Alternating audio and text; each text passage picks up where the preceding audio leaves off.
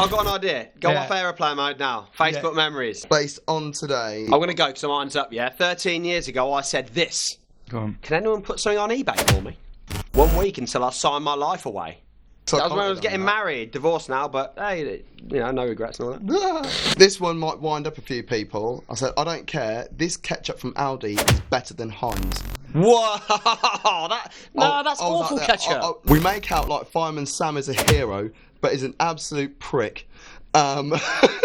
Strong. Only about 25 people that live in Pontypandy, and they're setting fire to something every single day. Educate them, Sam. Go beyond the hose. I was content to stay in all bank holiday, and I put "What's wrong with me?" because obviously I was a bit of a town rat back then. Normally I put some, like where you're like, oh, who's out tonight? Who's out tonight? Who's hitting the jackal? One comment. Yeah. If one person likes this status, I'm going to go out, and then you like it. Yeah. I was like, all right, I'll go out then. Before you start this episode, please can you click subscribe below and follow our social handles in the description. It's a massive help and it keeps you up to date with all the exciting announcements from the podcast. Well, thanks for coming in, boys. That's all right. Appreciate you giving us some time today. Yeah. We're going all official now. We've been gassing for half hour. I know.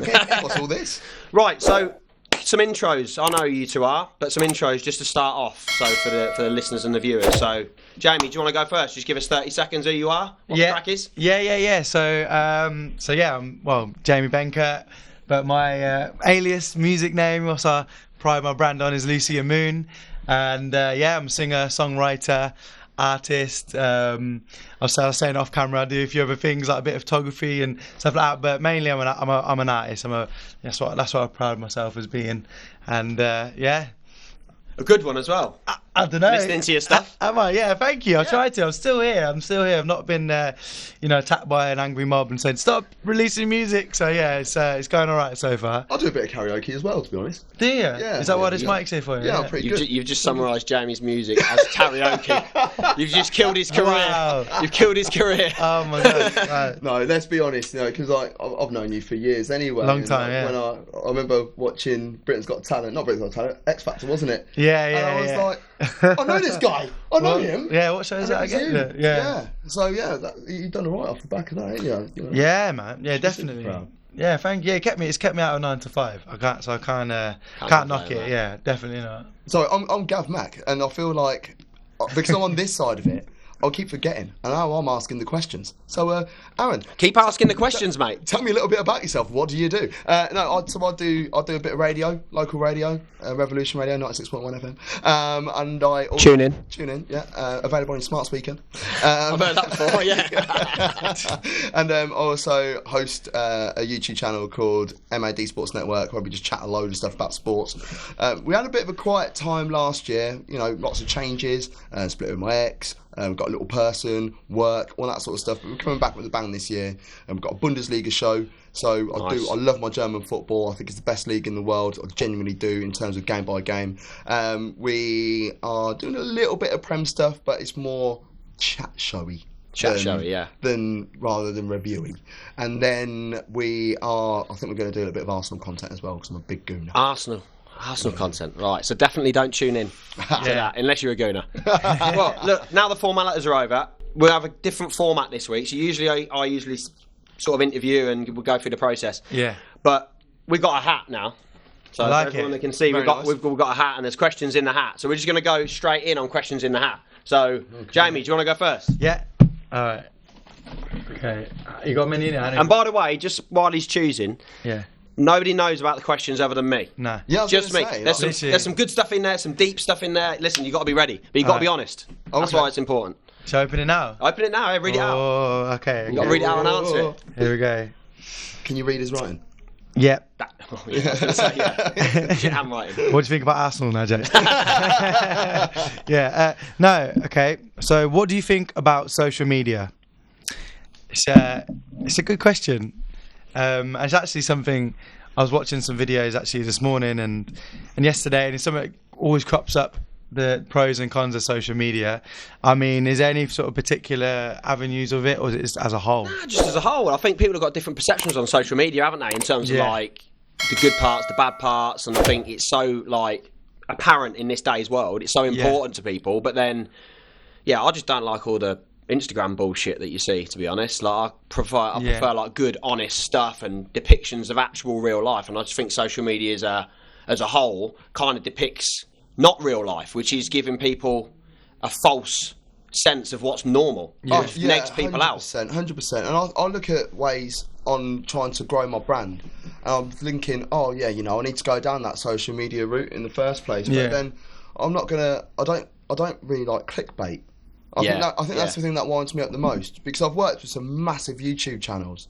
Channels that have got 600k subscribers, 500,000 subscribers. One that I work quite a bit with 250,000 subscribers. These are decent people, but then there's a lot of other ones that are very. They just say things just to draw you in. I understand it. It's advertising at the end of the day. Yeah. But I like to be honest with my approach on things. I'm not just going to say things that aren't true. I don't like bullshitting people. I don't like bullshit. I don't like drama. They're the two things that I hate. So I love social media when it's used in the right way. I mean, I've got family in Jamaica. I'm not able to speak to them on a regular basis unless it was for social media. So I speak to them on Facebook Messenger and things like that. Yeah. You also mentioned about karaoke, and I know because I've been there. You do Twitter karaoke. I didn't even know that was a thing. I do. I didn't even know that was a thing. No. Twitter space. I didn't even know this. Yeah, you're not allowed to join because you're too good. Oh, okay. Got to be like reasonable to bad to be honest. Yeah. And so I don't know about it. Yeah, exactly. Okay. So I'll tell you who we had in the space at one time. Who? Tay Zonde. Remember? Chocolate rain. What? He come on? Came in. Nice. Came into our Twitter space. Did he? Mad. Yeah. Got me loads of followers. Did he stay for long? About half hour. Did he? It was mad. It was what a great bloke. Right, fair play to him. Claim to fame. So what do you think the pros of social media are? I was about to just say, I mean, the pros of social media is they're great marketing tools. They allow you to kind of express yourself as little as often as you want in the way that you want to be. And let's be honest, social media is kind of you on a good day. And I feel like when you do put some of that's like you not on a good day, it's like straight away you're judged, and it's like everyone forgets that. Maybe I've been like that, maybe I've done that, maybe that's happened to me, and it's like everyone seems to forget about that, and it's kind of like, oh, you seen that? So why did they do that? And I feel like with my social media, I keep getting the balance maybe wrong or right. I don't know, because I kind of like don't really care what I put on there in a sense. I always make sure I kind of like, right, okay, if I was following like another artist like Usher, for example, would Usher be posting about he's having a beer with his mate? Yeah. Or would he be posting like he's cooking a dinner? Or would he not? I was just about to say, you cook some good stuff. Yeah, frankly. Like, is that HelloFresh? You got come clean. No, it's got to be a gusto. All natural, baby. All natural, like. And that's the thing. Like, I like to do them because I think that kind of is another way of people getting to know you. Yeah. And like, and they're the good things of social media. You can kind of tailor yourself to how you want to be, and like let people in however much you want, and not, and sort of, but then also you've got the pressures of that, like, being consistent and like being only as good as your last post, or like things like that, and that's where it can really get people down, and I think one of the biggest things is it's an addiction, really. Like, people are addicted to being on their phones. Yeah, 100%. And we've seen it now, like, haven't we? Well, if you've got an iPhone, you get told every Monday what your screen hours are. Yeah. And I'm thinking, wow, I've literally been on my phone. Like, what's your screen hours? Oh, a lot. Do you know? Yeah. On Monday, it was down 8%. Okay, but what was it? About 10.5 hours. 10.5 hours. Wow, that's bad. Do you know what your screen time is? I think at the minute, because I just released my new song, Fallen. It's out now on all digital platforms. Because I'm promoting that at the minute. Obviously it's up, but I do keep it down. So I've seen it. I think it was about 10 hours, but I've had it at like 3 hours and stuff like that. And I feel awful. 6 hours. 6.5 hours. I use my phone for lots of different things. I could be, even when I'm at work, because I've got my headset on. I will just. Well, normally just play some darts in the office. So I'll be talking to people, got my headset on, I'm having a little chucksy. But then if I'm not doing that, I'm sat on my phone. I'm trying to learn more about that person, maybe, or whatever. Then when I finish on the phone, I'll probably have a little scroll on Twitter. I love Twitter. My hours have just gone up because I'm trying to do more TikTok stuff. Yeah. Because like in the morning, I'm up at probably 6:15. No.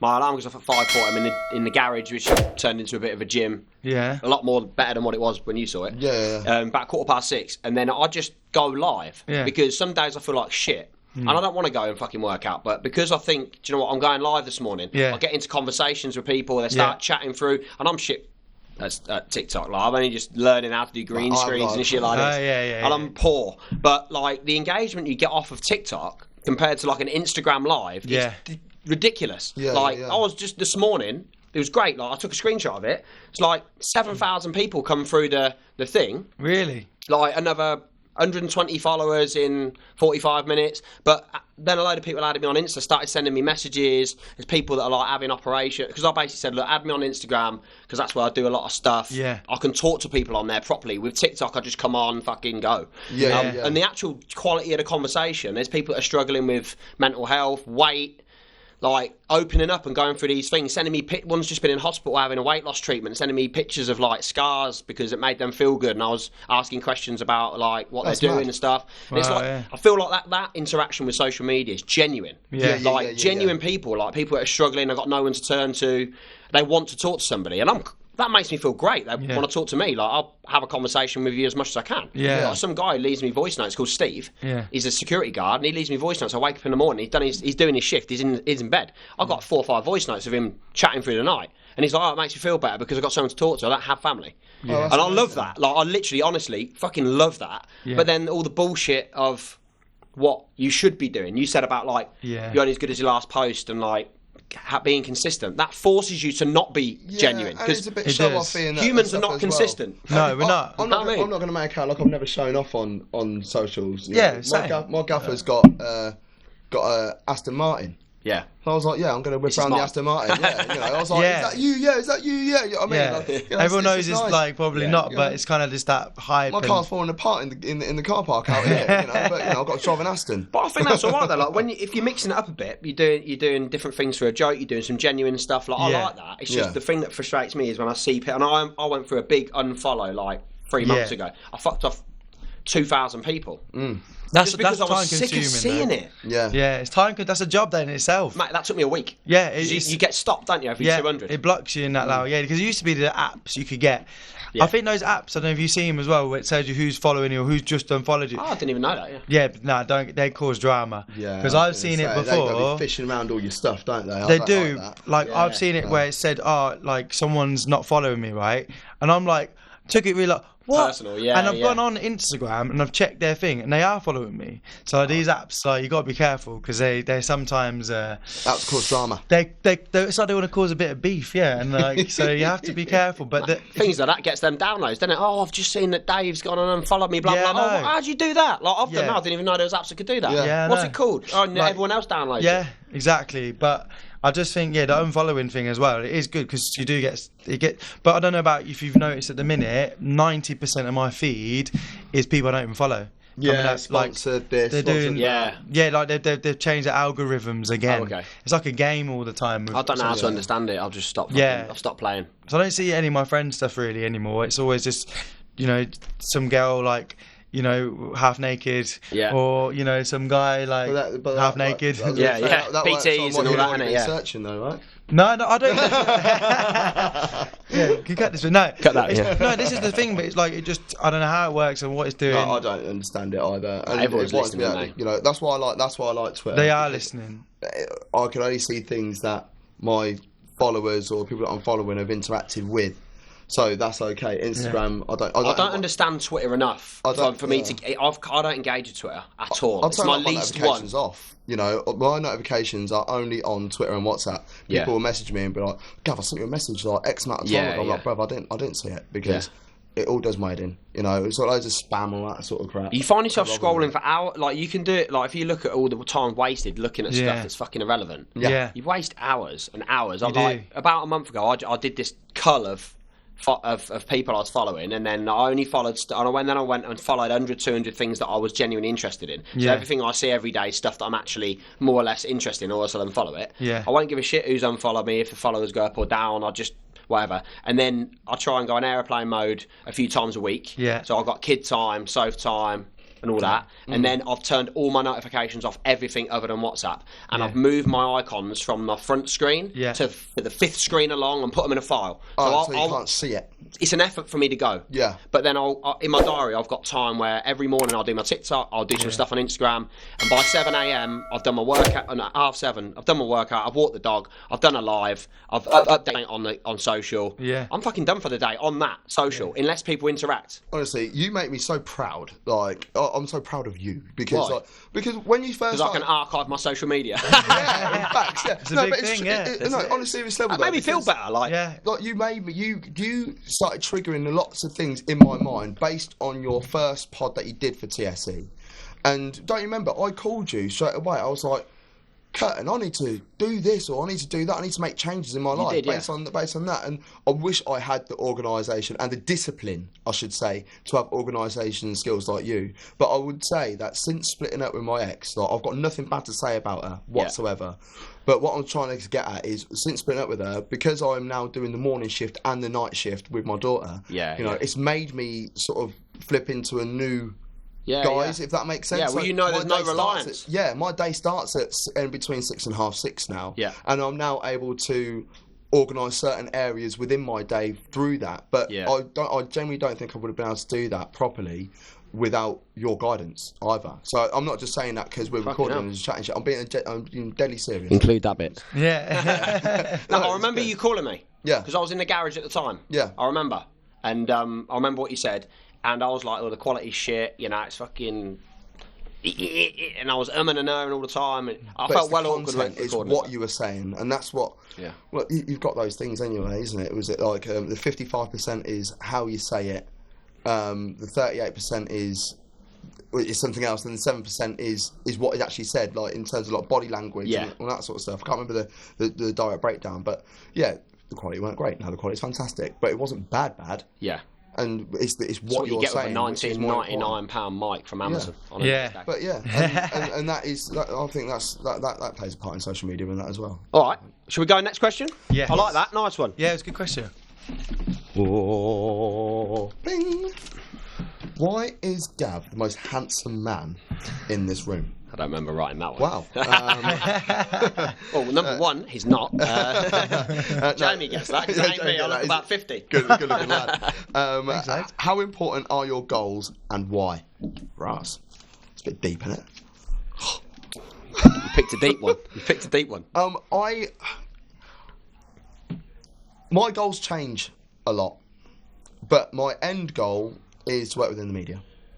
And the changes that I'm making to make that happen, I'm trying to implement at the moment. So I will then, I'll do my radio on a Saturday afternoon. When I first started doing it, I was doing loads of research to try and make it happen. And then I almost started getting a little bit too complacent. Yeah. And just walking into a Saturday, and then it got to a point where it'd be like international break or the end of like the main season for most sports, and I'm sat there twiddling my thumbs thinking, I don't know what I'm going to talk about. Yeah. So now what I've started doing is preparing more. So each day I'll be listening to various sports medias. I'll be reading lots of different publications and things like that, and just something from every single day. So then I can like bring it all together rather than sit there on a Saturday morning and like try and be like, oh, what happened on Tuesday, and because you do bring it together well on the radio. Like there's when I've been in the studio with you before, there's so much going on. Have you been in there with him? No, not yet. You need to hook that up. Like there's so much. It's got 4 or 5 different screens knocking around. Yeah. There's stuff playing. There's adverts going up, and I'm thinking, I'm stressed out just watching him, and then he's just taking it all in his stride, just chatting away like there's not a care in the world. Yeah. With all these screens, everything's going away. Imagine, I don't know how you do it. Your timing's got to be there's right. There's a few buttons that I don't know what they do, and there was one button which I accidentally left open, and ouch. I'll tell that little story actually. So this particular Saturday, my brother walked past the studio, and I was like, "Oh shit, how's it going?" Yeah. And then I was like, "Oh, what's good?" Right. He comes in, he's having a chat, and then my screen started moving, and I was like, "What the fuck is going on?" I thought someone had like hacked into the system. And I was like, what the fuck's happening? Fucking hell, what's going on? Fuck. No, I left my mic up. So everybody heard everything that was listening to the show anywhere in the world was hearing me effing and jeffing. Oh no! And yeah, we ended up getting a complaint from like Ofcom or whatever. Ouch. Almost got kicked off. So that's a madness. So note to self. Listen, it's a learning process. It is. Yeah. Look, you know, It's a learning process. but it's all in terms of preparation, and those preparation will help you work towards your goals. I mean, like I've got goals in that. In like to get a job within the media. I had an interview. Well, I sent a demo off to a large sports show. Waiting to hear back. John Jackson, Fingers crossed on that. Can you hurry up and email me back and tell me if I'm good enough or not? And then I, with my darts, I play darts every day. One of my goals is to play for the county. And Nice. if I look at what I was doing 12, 24 months ago in comparison to what I'm doing now, I know that there is upward trajectory. So that is one of my goals. I'll practice for the days that I've got my daughter. The days as soon as she goes to bed at like 7 o'clock, I practice from 7 till 11. Yeah. Various different methods, practice games, play online. All of my friends will come round, play for a team on a Tuesday, edging towards promotion, which is nice. So yeah, I think preparation is the main key to getting your goals done. And it don't matter what your goals are. You know, your goal might just be, I want to be a supervisor at work. Yeah. But then you got to look at it and be like, well, how do I get to that point? Yeah. And understand what it is, as well as pushing towards it. Does that make sense, sort of thing? So, I think it's that's what I reckon. What do you think, mate? Yeah, let me just refresh myself on it again, because I just want to make sure. So, how important are your goals, and why? How important are they? I mean, yeah. Again, for me, like the end thing is obviously like media is where you want to be at, and with me, like my goal is to be. The main thing is just to, I guess, in theory, be self-employed, like basically just relying on myself, like be a self-made man. Like that's sort of where my goal is just in life. I quit my 9-to-5 job in like 2013. Yeah. I remember like I was a mortgage advisor. I was qualified at Nationwide. Yeah. On your side, very good employer in Northampton. But I just walked in one day, didn't even plan it, and I was like, had a good day, and I was like to my manager, you know what, I quit. She was like, what are you talking about? She's like, I was like, yeah, because what was burning in the back of my mind. Yeah, I quit. Yeah, I literally was just started to it. Like, we literally was no reason really for it. I was doing well, all that. But what was burning in the back of my mind, my desire for music. Yeah. And I was just like, and I didn't have no one to kind of guide me. No one, I didn't, I've just been brought up with my mum, and my mum's great, brought me up well, but she was kind of, you kind of keep things to yourself. But what was always my passion, my goal that was burning in me was, I just want to just do something. I just want to do like something for myself, and what that was in music. I didn't know where it was going to take me. I didn't know how I was going to do it, and I was like, I've got this great job. I'm getting paid good money. Like I was 23, 24 at the time. I think I was on like 35 grand a year or something. So I was like, that's all right money. You know what I mean? That's going to pay my wages and the rest. And I just quit, and I was like. And they're like, "What, you being serious?" Yeah, and I was like, "Yeah, okay, cool." So I quit, and she put me on garden leave there and then. Because I was like, "All right," I was like, "I don't even know what garden leave was," but all these things like. Yeah. And I was like, and I told my mum. My mum actually was like, "All right, cool. What is it you want to do?" And I was like, "Well, my goal is I want to just be in music. Yeah. I literally want to be able to sing. I want to be able to gig. I had a few tasters at that point, doing open mic nights and not getting paid. Yeah. And then I think I did my first ever gig at a pub, and I got 75 quid. Yeah. And I was like, oh, okay, you can make some money from this. It's not going to keep me. Local one? It was at O'Neill's, actually. Yeah. And then we was regular there. That top of next to NatWest? Top of the drapery, Yeah, O'Neill's. And then before you know it, we was doing like 2 shows. We was pretty much their house band, pretty much. So I wasn't earning enough money to kind of, because I was at home, that was bringing in 150 a week for 2 nights work. But I was like, that's not even work. Yeah. And then it just grew from there. And then actually I got offered to go and work abroad in Tenerife singing. Nice. And I was like, okay, broke up with my girlfriend. So quit my job, broke up with my girlfriend, and then got offered to go and work abroad. I love Tenerife. Yeah, and I was like, I'd never been to Tenerife, and I just met these people at a show in England, like at the Hilton near Stansted Airport, doing a random Tenerife reunion party, even though I'd never been. I got booked because the guy who owned it, I sang at his daughter's birthday a couple of years before. Oh, okay. random anyway, and Networking. Yeah, networking. Yeah. Weird how it all comes together though. All connected so strangely, yeah. And then the people that flew over, they're like, "You're really good. Like, why don't you come and work in Tenerife?" I was like, "Actually, I can, because I haven't got a job anymore. Yeah, no ties. I've got no one to say, can I go and work in Tenerife?" Or like, you know, I did a career break before Nationwide. I went and worked in Malia, like, you know, doing the PR and going, where you going tonight? Come on. That was great. And I'm glad I did it. But basically I was just like, right, I'm going to do this however it takes. And then I worked abroad, and what that did, I was gigging twice a night, 7 nights a week. Yeah. So that built up my interaction with the audiences, just developed me as a singer. Came back, and then I was just sat there with my mate, just chilling, playing FIFA, no job, didn't know what was going to happen. It was like March, cold, rainy day. And my mate's like, "Are you going to go and get a job again?" And I was like, "No, I'm not." And then I got a message that day from someone from the XFactor saying, "Well, do you want a TV opportunity?" And I'm sat there with my mate.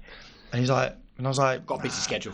Well, I was just like, nah, do you know what though? Like, I think I was just like, this is probably some dodgy person, you know, like, and then my mate was like, ring them. Rang them. It was them.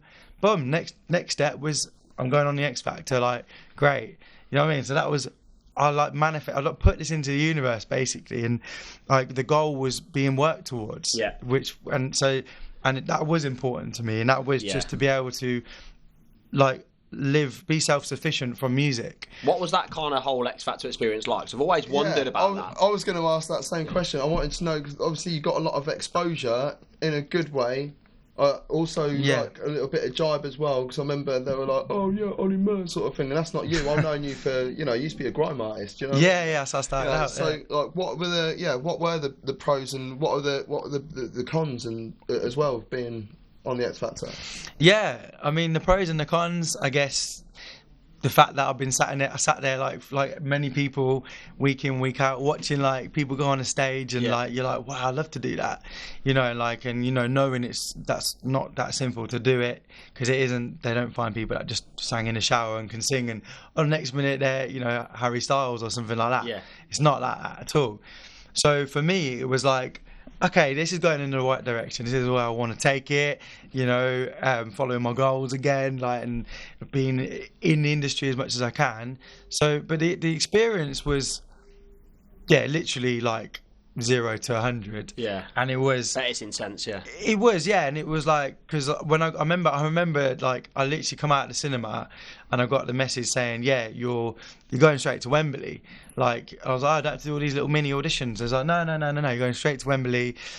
Singing. That's crazy, isn't it? Yeah, singing in front of... So I was like, who's the judges? Like, oh, well, it's Rita Ora, Simon Cowell, Cheryl Cole, Nick Grimshaw. I love Rita Ora. Yeah, Rita. And something about Rita, isn't there? I swear on my life. So there's like 3,000 people, right? So I swear on my life, the first thing that happened as soon as I went on that stage, Rita was like, "Oh, you're gorgeous, aren't you?" Like, and I got all the crowd going, yeah.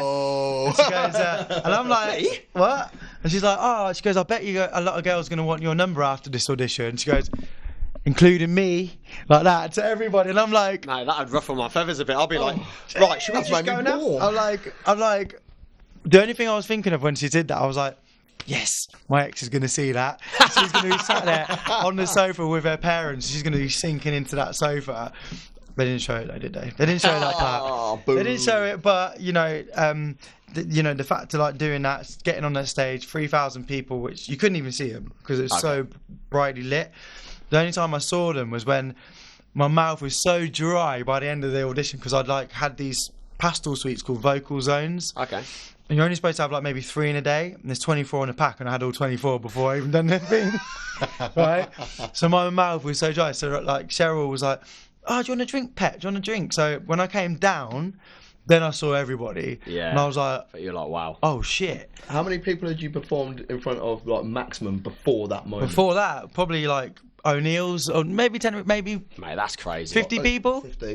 That's and like, next thing you know, you got. And did you feel nervous doing it? No, not at all. Oh, like, that would have been pounding. For me, that's what I was saying. Like, my new girlfriend, like, was talking about the other day, and she was like, "Oh, he's never sang in front of me still." Like, and then my friends were like, "Oh yeah," I was like, "Yeah," because for me, I'd rather sing. The more people, the more relaxed I feel. Oh, okay. Yeah. I don't know what it is. Like, if you two said sing now, I'd be like, even though it's what I do, and even though I'm confident in singing and stuff, I'd still be like, right, you've got two pairs of eyes on me, and that's it. Yeah. But when you've got like a sea of them, you kind of just like, it's just one big blur. Do you know what? I used to find that from refereeing, you know. Yeah. I felt under pressure more doing like a Sunday morning game when your man and his dog's walking past than when I've done, you know, like FA Youth Cup games with like 5,000-6,000 people there, or it's like, so it's only semi-pro. It's weird, like, isn't it? Yeah. When there's, I find that really difficult to understand because I've not walked out to that. Yeah. Like it's hard. Like when I'm literally just looking behind you there at like Kieran, for example. He's fought in front of 80,000 people, isn't he? And he's fighting again next month in front of 70,000 in America. Like Ryan, he plays professional football for the Cobblers. Like he's walking.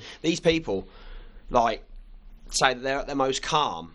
And because he was talking about his ring walk, and I was like, man, I bet you were bricking it. He went, yeah, I was. And then I stepped up and I heard the crowd. Your energy. And I literally was not nervous one bit. And I'm like, 90,000 people up there, you've never done it before. He's like, no, I was so calm. Yeah, I believe it's when you hear the individual voice.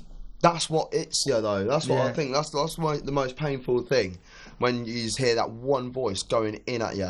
Like, that's what.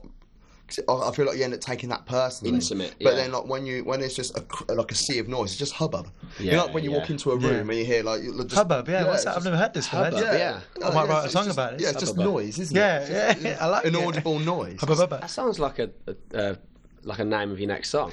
It might be. You're going to get writing credits now, aren't you? Hey, you know, I do better writing anyway. Yeah, I'll write a song for you. Called Hubbub. Yeah, called Hubbub. Next time you guys come on, I want Hubbub recorded. Yeah. I might drop 16 on it. Drop a 16 now, man. This is the thing. But so basically, the fundamental thing for me is, goals, very important. Why? Because, you know, you want to be able to celebrate yourself, and like, I don't know, I always wanted to come off of like relying on people, like, you know, relying on, I'm going to get paid. I'm getting paid on the 30th this month. Yeah. By someone, you know, if they say I can get paid, like, I was like, my girlfriend's supposed to get paid today. It's been delayed, you know, and like everyone's kicking off, like, where's my money? Yeah. I don't want that. I want it to be like, right, I get paid on my terms, how much I want to get paid, like my self-worth. Based on your work. Yeah, and like I can get paid 10 times in a month. Yeah. Do you know what I mean? I want to get, you know what I mean? Like, unleash the cap. Just that freedom, innit? Freedom, yeah. See, with goals for me, is like, in my 20s, I was very goal focused, very much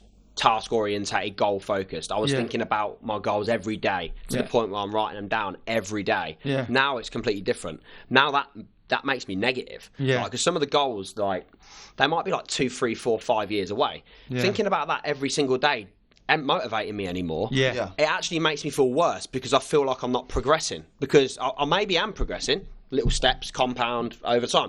I'm more, now for me, I don't wake up and think about what my goals are at any point in a day until I get to maybe the end of the month or half yearly or yearly, and I go and look back and think, well, am I on track? Am I doing what I need to do? But daily, I just don't, like, you see it all over social media again, manifest your goals every day, think about them every day. I just don't believe in that for me. It don't work for me. Do you then sort of like relay that information back to your employees as well? What do you mean? Know, like, do you put, when it comes to like pressures? Yeah. You know, because it's a sales environment, isn't it? Yeah. And you know, there's targets, things are targeted.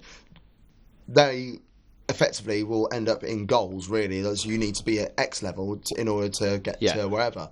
Do you then drill it into them daily or monthly, or do you have like weekly meetings? Like, how does it work in order to motivate those goals? I think everybody's. This the thing. It's really interesting because if you'd have asked me when I was 25, when we met originally, I'd have said goals every day. Yeah, this is what you need to do. Know it. Fucking think about it all the time. I just think differently about it now. Like, I just think that you can. I think you need to have. I focus more now on having a purpose every day. Yeah. And the purpose I get up every day is to try and help somebody else. Yeah. Because that makes me feel good. Perversely, I'm helping someone else. They feel better. I feel better. It's like this positive fucking thing. And that makes me perform better. Yeah, but I'm not thinking about a goal, but I'm still working towards it because I feel better. So if I'm here at the start of the day and I don't do anything for anybody and I feel like that, I'm only going to perform at that level towards whatever the goal is. Irrelevant what the goal is. If I'm up here because I've done something that's given me a purpose, made me happy, given me some sort of energy to go out my day, whatever the goal is, I'm up here now. Yeah. I can go double the speed because I feel energised. I feel like I'm worth something. I feel like whatever happens in that day, however shit it is, no matter what customers say, suppliers say, issues of staff, money, whatever it is, I've still been here. I've still helped somebody. Yeah. And that's why I go on the lives in the morning, because I'll always take something from it and I'll feel good about that. And then other people will feel good because we've had that dialogue and had that conversation. But actually, it's probably helping me more than it's helping them. And what I'm trying to do now is less focus. Yes, we want to have people working towards targets because there's always a number behind everything. Exactly. You have to get where you need to, and money don't grow on trees. You have to work to it. But it's more around how's that going to make you feel, and how is that going to contribute long term, rather than just we need to do this every day. We've got to buy that car, we've got to buy this, we've got you're working towards that house. Just review that at the end of the month. You're not gonna be anywhere towards your house today. Focus on achieving what you need to achieve. Break it down. Have a plan that makes you feel good, makes you feel positive, and gives you a purpose. If you do that consistently, and you're channeling it maybe weekly, monthly, 6 monthly, or whatever, you are going to be probably working harder towards your goals than you were thinking about every day. For me, at the minute, that demotivates me because it annoys me that I'm not there because I'm impatient. I want it yesterday with everything. You know that. Like I want it now. So it's like, if I'm not got it now, that pisses me off. It makes me annoyed. It makes me angry. Then I'm down here. then, and I'm like, how am I performing today? I might come in and snap at somebody. That's not their fault. Like, because, but my perception is different. So now I focus every single day. I've done it for probably about 4 months. Every day I'm waking up, and then my first action is, how can I do something before anybody gets up to help somebody else? Because if anything all goes to shit, I've done something good. Whatever it is. That's amazing. That's what my purpose is every day, and then naturally I'll just go from there. I like that. It's like, you can say, like, your goals may change, but your happiness remains the same. You know what I mean? Like, it doesn't matter what is going on, but as long as it's making you happy, doesn't matter what that is. But you know why? Like, you working in the media, you being a successful artist, being self-made, what is that funneling to do? Make you happy. That's why don't you just be happy anyway? I just want to feel like if I'm working and it feels like work, I don't like doing it. I think that because work shouldn't feel laborious. No, not you should be doing it. You should be doing something that you enjoy. 100%. So therefore, it doesn't feel like if you do that, you never work a day in your life. It is, do you? You know what I mean? Right, I've just pulled one out. Go on. Jesus. Can you read your own writing? What's the highest point in your life, or highest point in my life? Interesting. Highest point. Technically, I climbed a really, really high mountain with my brother once. So technically, if we're speaking numbers, that was the highest point. Snowdon. Snowdon was my highest point. Highest point in my life.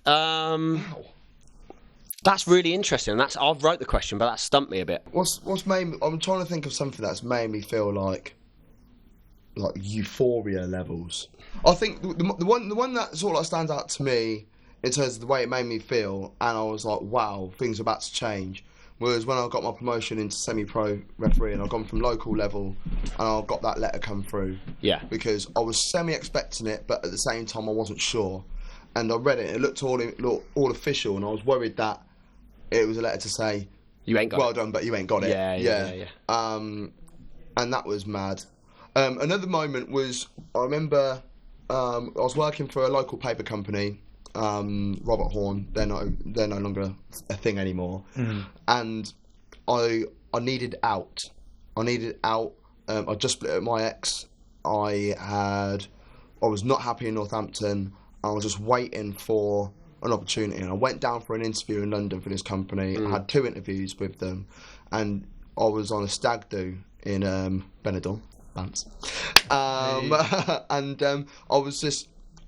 was hanging out my arse, Like today, No, I'm alright actually. I'm alright now. I want a couple of glasses of a Diet Coke. I'm alright now. I'm ready for that. Other brands available. Other colours available. But no, I've got a massive phobia of vomit, right? Okay. So I was really panicky that I was going to throw up this day. So I was sort of laying as still as possible, no sudden movements, just in case. And I got a phone call while I was on the beach, and I remember it was John from Paperstone. Right? That's who became my manager, and he was really down sounding. He was like, "Hi, it's John from Paperstone." I was like, "Oh, hi," trying to sound like normal. There you think? Just tell me. Just tell me now. So we've had a chat, we've had a thought, and we would like to offer you the job. I was like, "What?"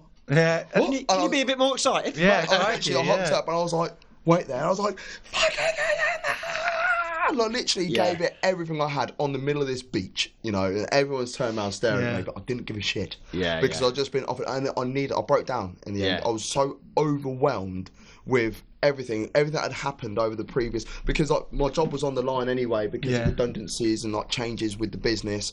As I said, I was just split up with my ex as well. I needed to get away from everything, and it all happened and it all came to a head at that point. So I'll probably say that actually I'm thinking was the highest point of my life, because I felt like a massive burden had been lifted, and it's something that I was desperately. So it's like a double bubble, really. Burdens lifted plus euphoria. What about you, mate? What do you think? Yeah, I was just thinking about it, because obviously that's based on what you've been saying. I mean, there's two. Like, obviously, I think one of them based on the back of like me, like quitting my job, going into the unknown at like pretty much 24. Yeah. Then being able to I bought my first house when I was 27, which I just didn't even expect to happen. Like, and I think that like getting the call saying your mortgage has been approved, and then like it was all really quick, and then a week later I remember sat there and I got a call saying congratulations, your offer has been accepted on this house, and I was like, shit.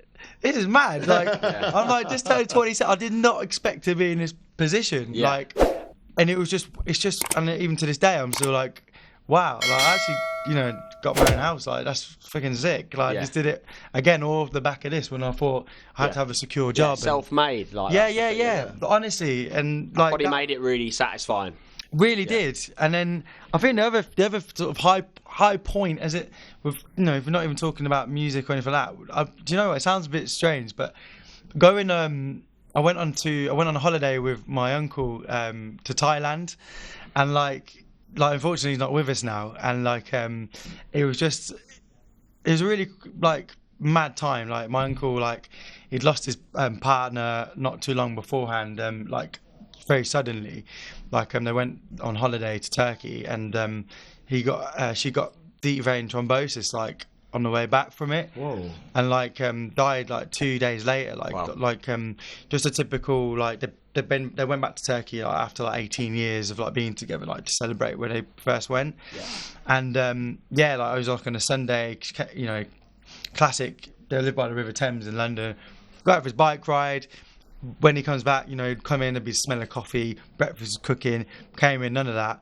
Shouted up to her, and she just like died, like out of the blue, like nothing, no real reasons for it at all, and that just like crushed him, and like he's in this big hole, and trying to do everything he could for him to like help him and stuff like that. And then he was just rang me up, and he was like 8 o'clock on a Saturday night or something, and he was like, "What are you doing tomorrow?"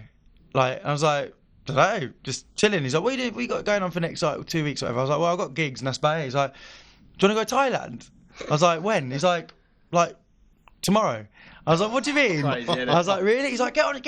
Like, he's like, "Get on the laptop there. Come on, have a little look." And I was like, good accent. Yeah. And he's like, "Come on now, come on." He's like, "I'll pay for it." Like, and I was like, "What? What do you mean?" He's like, "Just get on the laptop," because he didn't use anything like that. He's like, "I'll give you my card." I'll pay. Yeah, he's like, "Yeah, literally." He's like, "I'll pay for it." So I was like, and I was living with my mum at the time, like, and I was like, all right. So I had a look, and he's like, don't book anything shit. He's like, get something good. He's like, come on. And he's like, so I was like, where do you want to go? And we nearly booked Pattaya, which is like where my mate was, but like I'm glad we didn't, because it's good, but it's very, very crazy. Like it's a bit too mad. I didn't think that was good for him, because he's going through this crazy time and like going around too much alcohol and all that. Anyways, we booked like Koh Samui. It was like worked out like $2.5 grand. Yeah, lovely. Yeah. Booked this hotel called the Manatai. And I was like, right, it's $2.5 grand. He's like, yeah. So fucking take my card. He's like, I was like, the flight's at 11 in the morning. And this is like, now by the time we got to it, it's like 10 at night, the night before. So he's like, well, you better get down here then. Oh, wow, like that quick. Literally. And I'm like, wild. I've got these gigs and stuff though that I need to do. And actually, there's one thing that I felt so bad about. There was a thing in Northampton called the Rising Star. Yeah. And it was being organised, and I was meant to be a judge on it. And it was going to clash while I was away.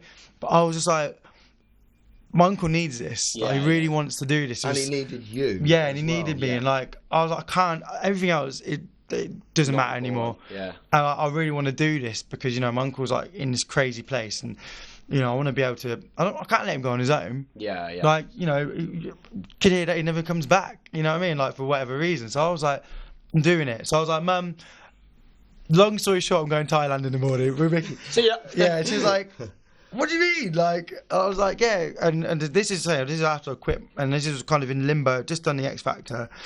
And like, and then this happened and stuff. So I was like, I haven't really got any options apart from the gig. Sorry, there's nothing else stopping me again. And it was mad. We had the best. Like, we went for 10 nights. That's it. And such a mad time. I've vlogged it all. Yeah. And like, and that was amazing to have, like, those memories as well, because I shared the vlog, I put it on YouTube, and like, I had people watch it. It was like an hour long.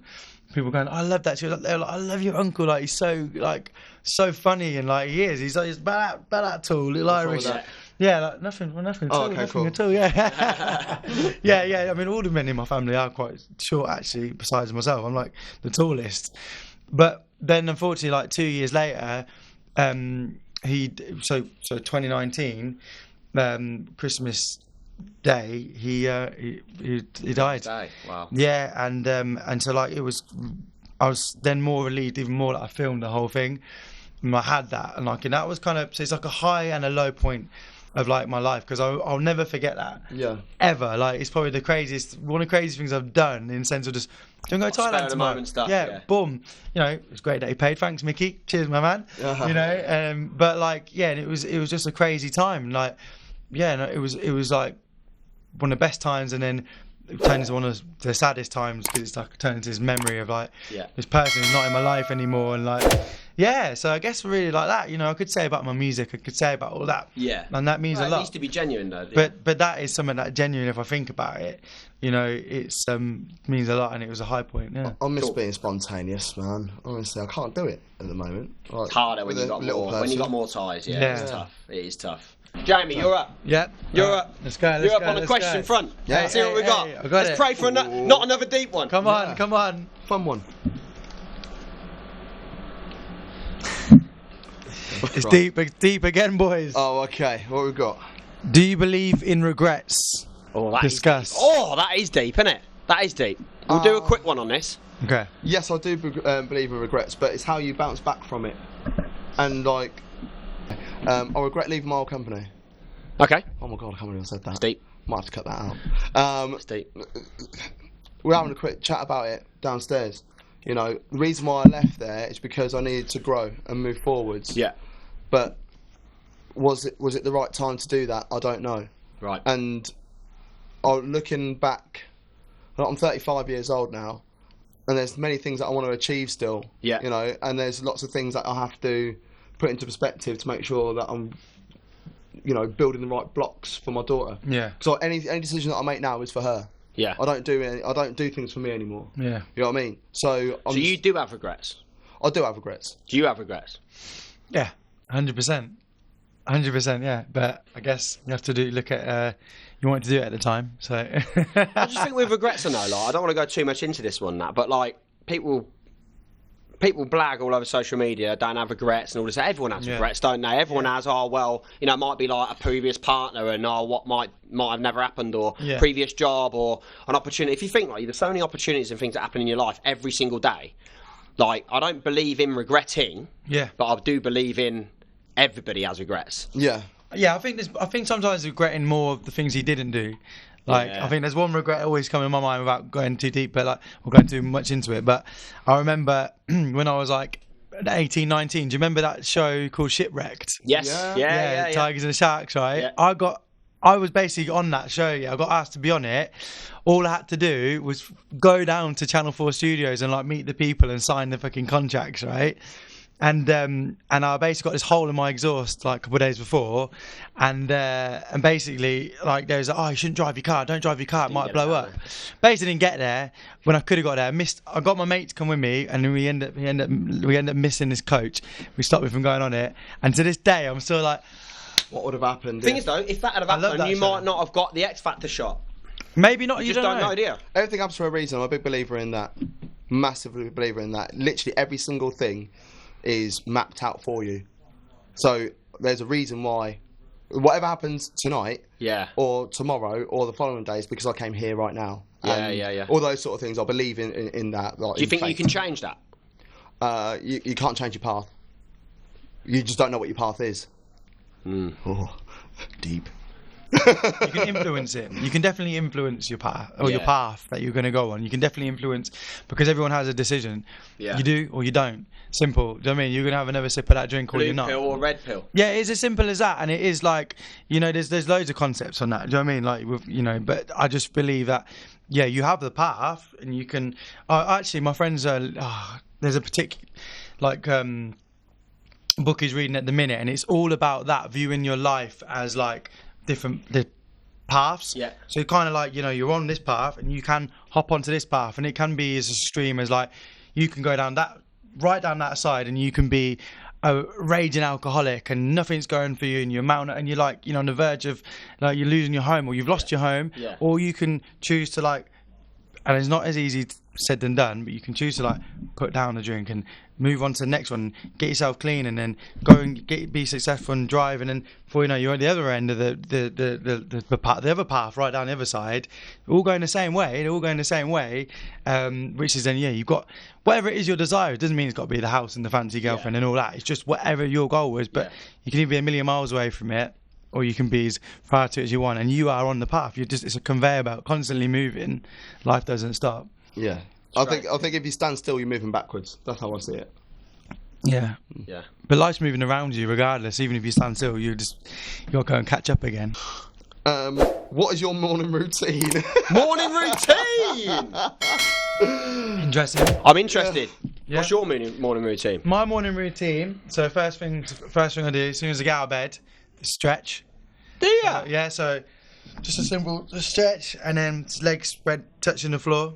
Because you've been laying on your back for like 8 hours, and you think about it, it's going to do yourself favours, you know. Because if you just get up, shoot out of bed, you know, you just the whole day. I just think stretching first thing, and then the next thing is down a pint of water, get everything going before I eat before I have anything. Pint of water flushes your body, and like being honest with you, normally triggers you want to go to the toilet next, which is only a positive thing because again you've been stagnant for like 8 hours, and then my first thing stretching, pint of water.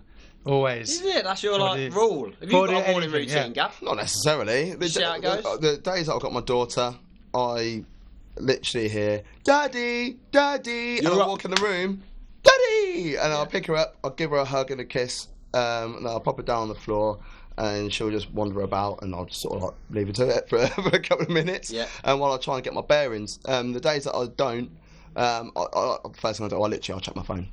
That's what I do. I check my phone. Whoa. I look on my Facebook memories because I love looking back at them. Do you? Yeah. I've started to do that, you know.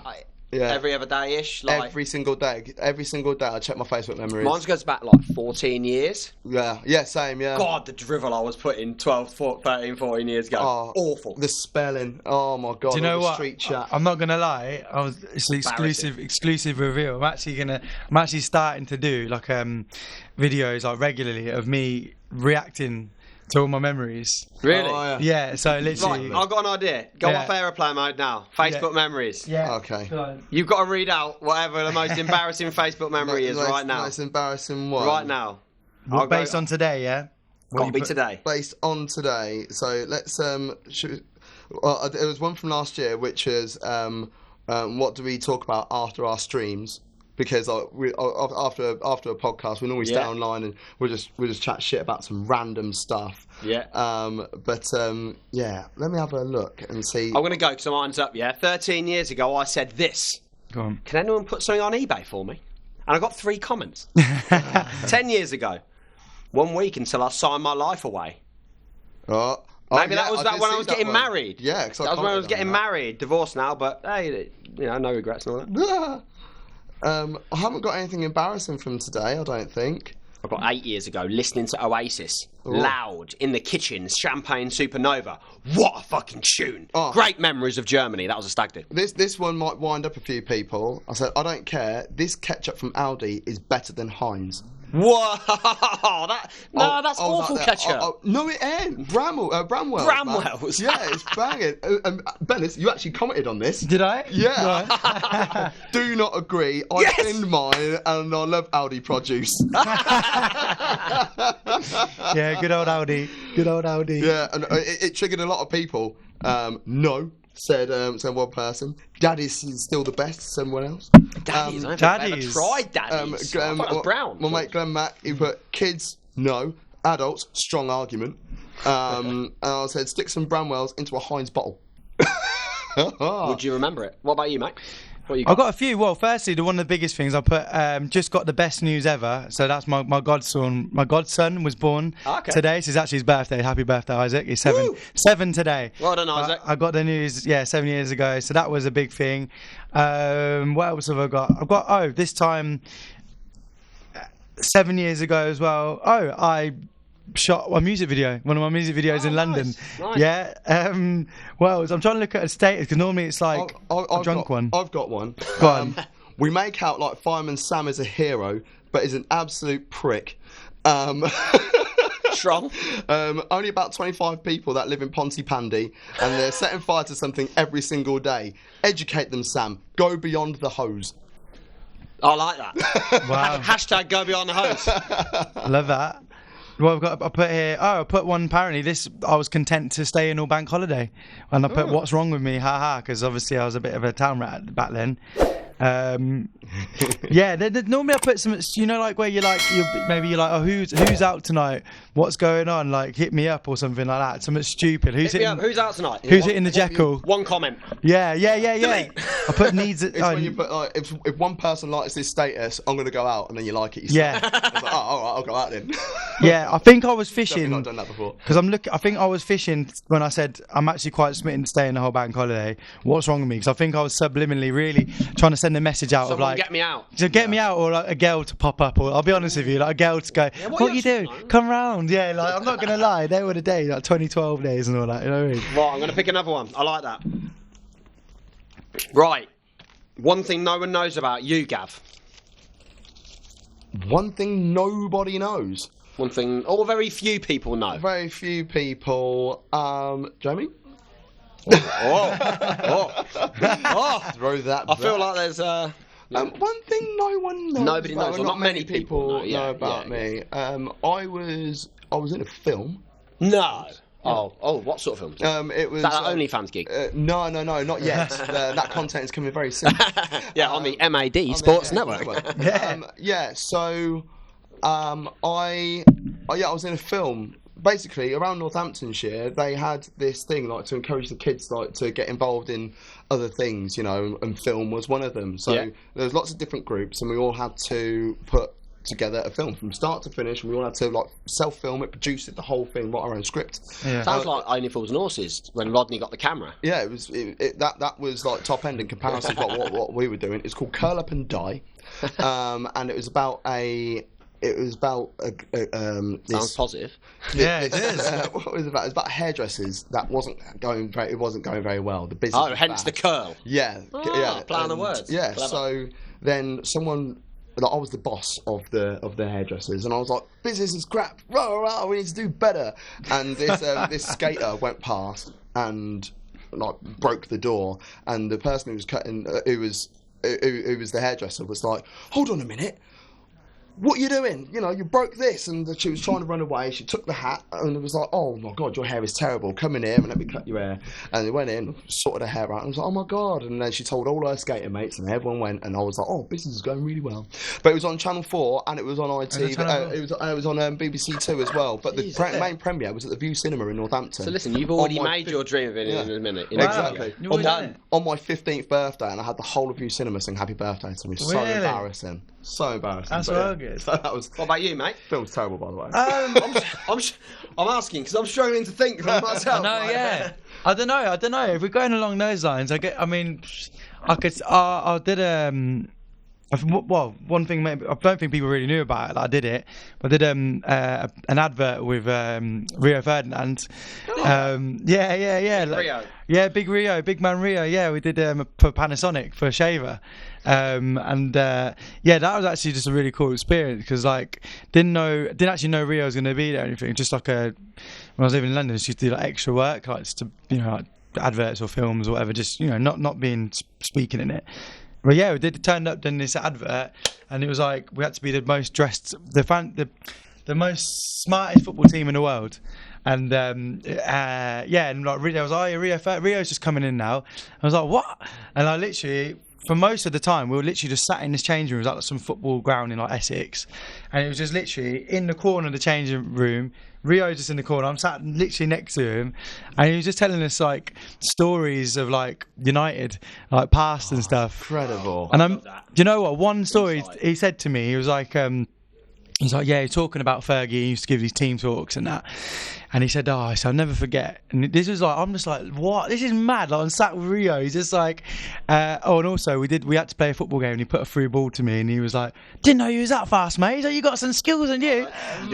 Miss? Yeah, I didn't score, yeah. But he gave me the story, and he was like, he goes, I'll never forget this. He goes, do you remember when them Chilean, the miners and that, everything all collapsed, and they were getting all rescued and that? Because remember that time? He goes, yeah. And he's like, obviously United weren't going through a good time at the minute.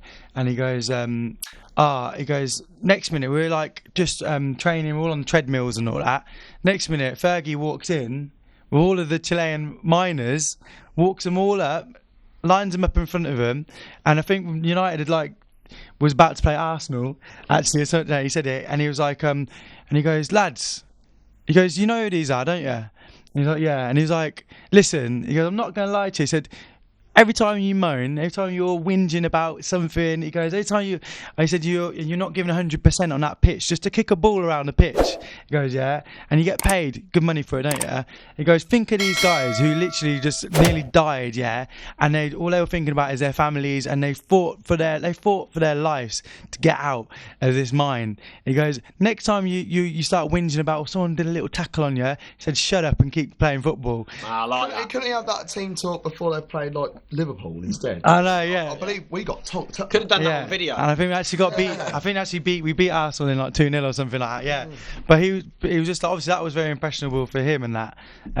But yeah, obviously that just went out. I didn't really promote because I didn't really get any footage from it, but it was just something that I thought was really cool. That people didn't know. Yeah. I want to go completely different. I'm going to go really, really basic because people perceive me as, I think, like sometimes I'm quite direct, quite loud. If I'm passionate about something, I'll say it, and I won't mind if I upset somebody. And I think people thought that of me from what I've heard anyway throughout my 20s.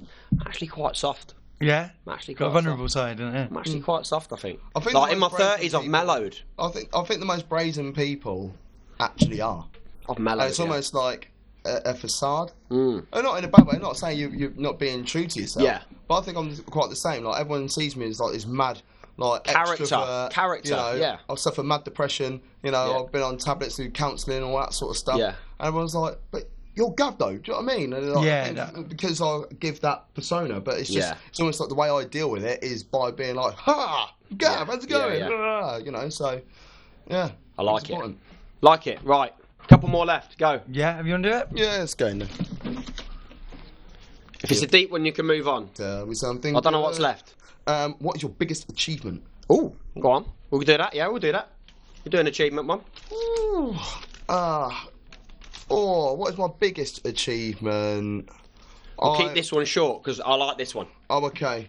What's my biggest achievement? I think there's a darts tournament. I got to the semi-final, and yeah, obviously I didn't win it, but to the level that I am and the quality of players that were in it, to get to the semi-final, the guy that I lost to was the eventual winner. But it made me feel good. It's like, at least I lost to the champ. Yeah. But the guy who also got to the same stage as me, who lost to the other semi-final, is a PDC pro player. Oh, okay. So big standard. If I'm knocking around with people like that, I'm doing a So big achievement in semis of the darts. Yeah. Yeah. What about you, mate?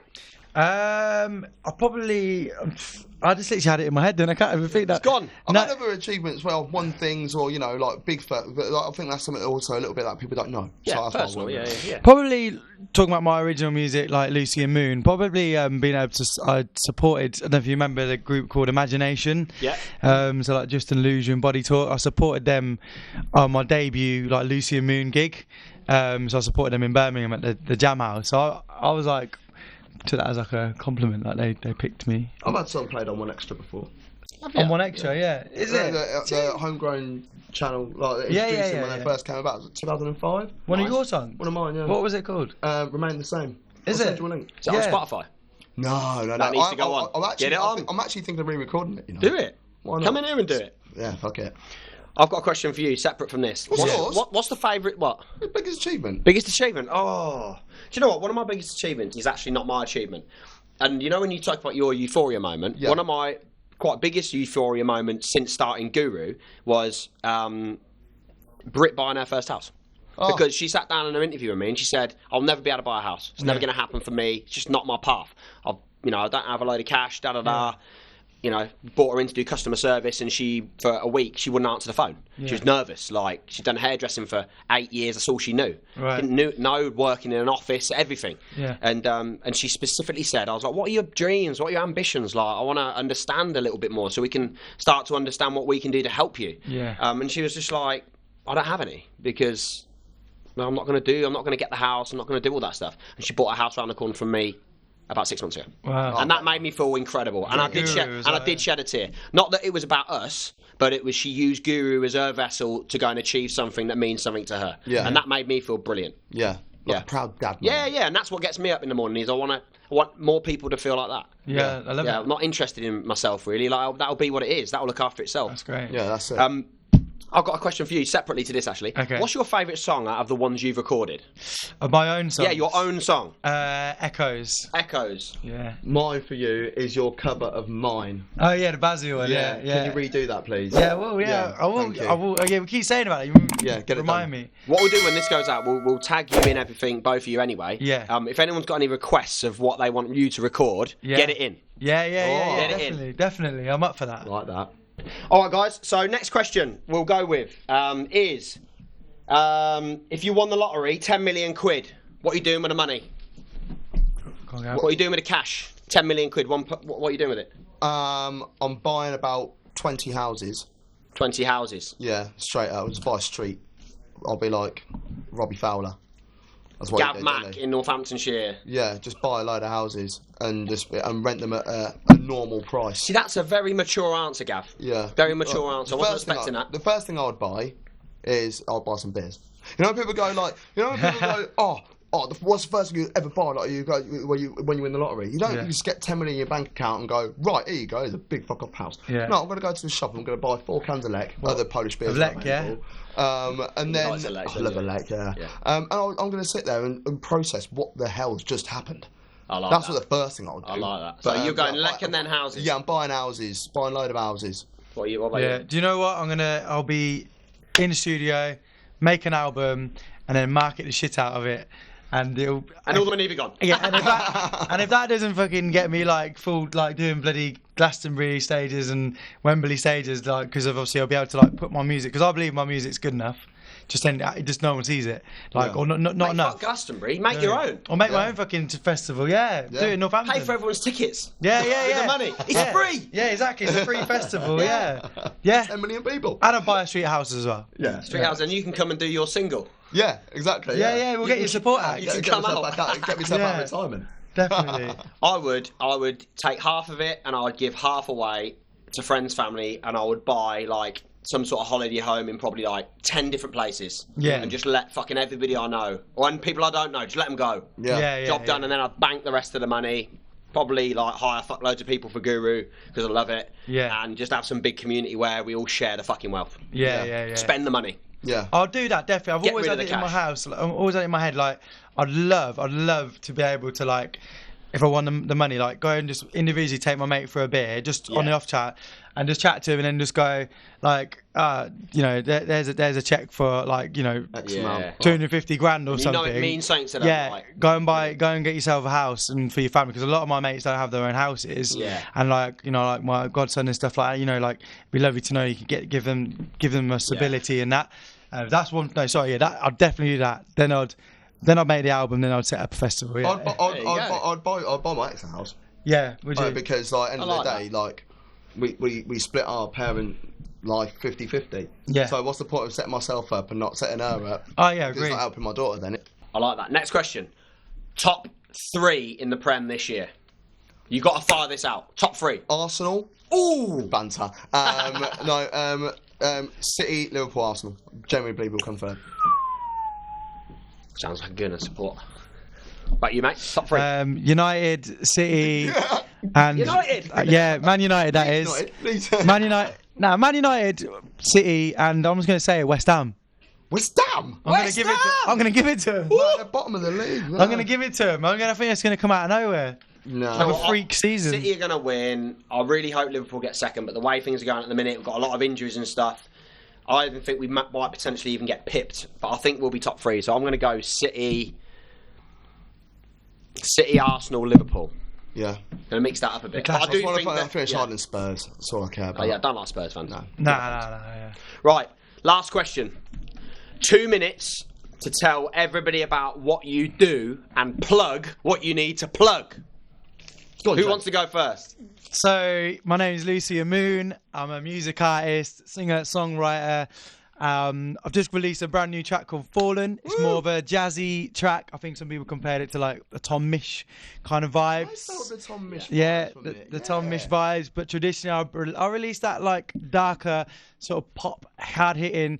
If you want to have a little bit of a cry sort of music, if you want to get into your emotions and deep and think about lyrics, and I'm the sort of person you want to listen to. That's the sort of music you want to go for. I enjoy what I do. I've got a great band as well, and we've got a lot of stuff coming up down the line where I want to be able to make sure I get a lot of people coming and supporting me, because I've been able to like tune my stage presence so highly now that you're gonna have a great show. And music's everywhere. YouTube videos. We've got videos in LA, Iceland. We've been in Ibiza. We've been everywhere. So everything's there. And just if you want to listen to some good hard hitting music, listen to me. Where can I find it? Literally, my music. So you can find me on Instagram. So my Instagram is literally Lucien LUCIEN__Moon. Obviously Spotify. Just type in Lucien Moon. Deezer, Apple Music, all of them, everywhere you can think of in the world. And then YouTube as well, just same things, typing in Lucien Moon, and it'll take you everywhere you need to go. Love it. I follow. I like that. Yeah, very good. Gav Mack.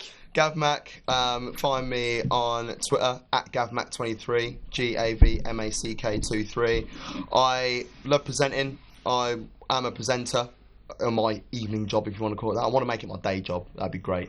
But MAD Sports Network is where you can find me, at MAD Sports Net. We chat about Bundesliga football. We chat about the Premier League. I do a darts show every now and then, and talk about the Arsenal. And also do radio on a Saturday afternoon, 2 till 6 on local radio. But it's available anywhere in the world. So we record it based in Northampton, but you can listen to it as long as you've got a smartphone. You could go to the Revolution Radio.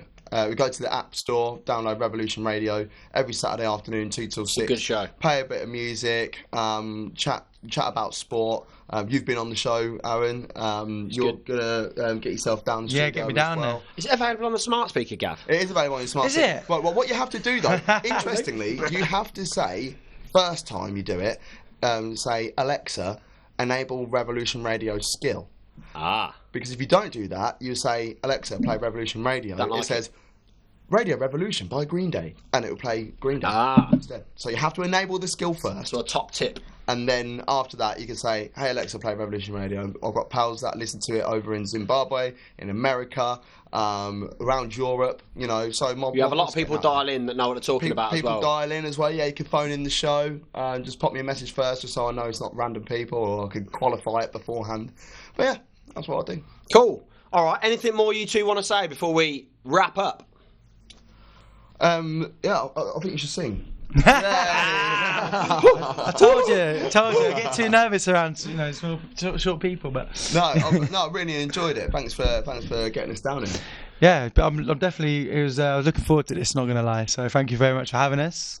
And hope maybe do another one in the future, and we can talk about some more high points. Listen, it's been a good vibe, hasn't it? It's been different to what we'd usually do, and it's been relaxed. There's been some good chat in there. It's nice speaking to you boys as well, catching up. Yeah, it's been good, and do you know what I love about it as well is it's nice to hear you lads doing well, because you're both lovely boys, and welcome any time, and you've done a lot for me in terms of what we're doing here in terms of advice and stuff offline, having me on your show a few times. So I really appreciate that. No problem. Yeah, and mate, you got some cracking, exciting stuff coming up. So Thank you. Yeah, you've got to listen to the music. Thank you very much. Got to follow. It's follow, innit? The little bell icon. Yeah, man. The bell icon on Come on. Spotify. Smash the like button. Yeah. Mate, honestly, you're getting, there's thousands of people that are downloading your stuff every single month on Spotify. Yeah, That's huge. It's got. I'll be honest with you, the latest song is probably had the best reaction so far, and I don't know what to make of it, because I'm like, it's very different to anything else I've done. Like the jazzy kind of, it's a summer track. Yeah. But I'm like, okay, now I need to probably tap in more, do more of that, because people are liking it. Do you know what? Actually, the biggest place is like LA is listening to my music at the minute, which is a bit like, I'm like, what? I love tracking Spotify, Apple stuff, and like YouTube, and finding out where people are listening. Yeah. One of our episodes went mad, and like it was like there was 6,000 views specifically came from America. Yeah. Like, I know one person in America. That's it, and I don't think it was them. No, I did send them a message. I was like, "Was this you?" No, I didn't even know you did it. But no, I find the same sort of thing, because we put our stuff on YouTube, but we also make it available on Spotify, Apple Music, all that sort of stuff. So you can go back and listen to it. And when I look at the algorithms, I'm like, people it's crazy, in Peru listening to my podcast. No, it's mad. People listening in India, people listening in Guyana. I'm like, I don't know people in these places, but if you want to listen to me and you want to throw your £2 worth in, start voting on my polls. That's what I would like. Yeah. Because I put polls out there each week. So don't just listen. Vote on the polls, because it adds to the interaction and gets it out. So is that Revolution? Is that you, or is that MAD? That's MAD. MAD. Yeah, so you've heard it here first. You need to click the bell icon on Lucien Moon on Spotify. Follow, comment, and subscribe, and do all that stuff. And MAD Sports Network, you need to be taking part of the polls. Yes. And liking YouTube. Clicking the bell on YouTube. Yeah, smash the like That's what you need to be doing. And hit him up on Twitter as well. What do we need to be doing for you, Arran? You don't need to do anything for me. You've done enough already. So I hope everyone's enjoyed it, and we'll speak to you soon. Take care. Thank you.